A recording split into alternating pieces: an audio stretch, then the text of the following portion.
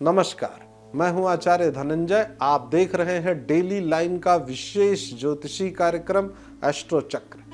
आज हम लोग बात करेंगे छठ पूजा के पहले नहाए खाए की जो प्रक्रिया होती है उसकी बात करेंगे। ये कब मनाई जाएगी, कैसे मनाई जाएगी, किस प्रकार से हम लोग इसको मनाएं कि अधिक से अधिक शुभ फलदायी हो जाए। सबसे पहले आप सभी दर्शकों को मैं ये बताता हूं कि जो नहाए खाए की प्रक्रिया है, छठ पूजा के महापर्व जिसको कि 3 से 4 दिनों तक मनाया जाता है। किसी किसी के घर में नहाए खाए केवल होता है, लोहंडा का पूरा प्रक्रिया नहीं होता। किसी किसी के घर में पूरे 4 दिन की प्रक्रिया होती है। अपने अपने स्वयं के घर के रीति रिवाज के अनुसार ही इसका पालन करिए। पहले दिन सबसे पहले आरंभ में ही नहाए खाए की प्रक्रिया होती है। इस वर्ष नहाए खाए की जो प्रक्रिया होगी वो 17 नवंबर को होनी है और इस दिन सूर्योदय सुबह 6:45 पर होगा और सूर्यास्त तो शाम को 5:27 पर होगा। ये मैं क्यों बता रहा हूं?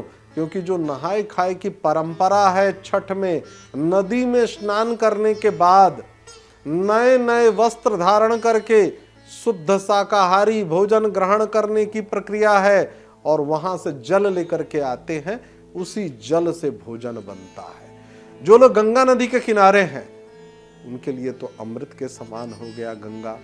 यदि गंगा के किनारे नहीं है तो भी चिंता नहीं करिए, जिस किसी भी नदी के पास हैं आप प्रयास करिए कि नदी में स्नान हो जाए, वहां का शुद्ध जल घर आ जाए और विधि विधान से आप इस व्रत के नियम का पालन करें। इस दिन व्रती भोजन जब ग्रहण कर ले तभी आपको भोजन ग्रहण करना है।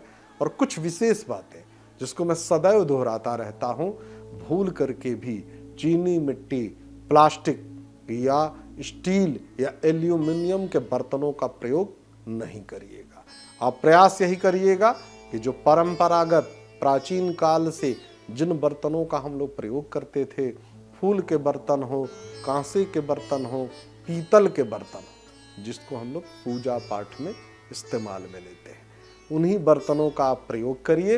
विशेष रूप से जो व्रती हैं उनको तो बिल्कुल भी स्टील के बर्तन का प्रयोग नहीं करना है। घर के किसी भी सदस्य को, ये मैं बारंबार कहता हूं, किसी भी सदस्य को, आपके घर में ये जो पूजा हो रही है इसलिए आपको भी विशेष सावधानी रखनी है। यह ऐसी पूजा नहीं है कि परिवार में बाकी लोग लहसुन प्याज खाएं और केवल व्रती ना खाए तो चलेगा।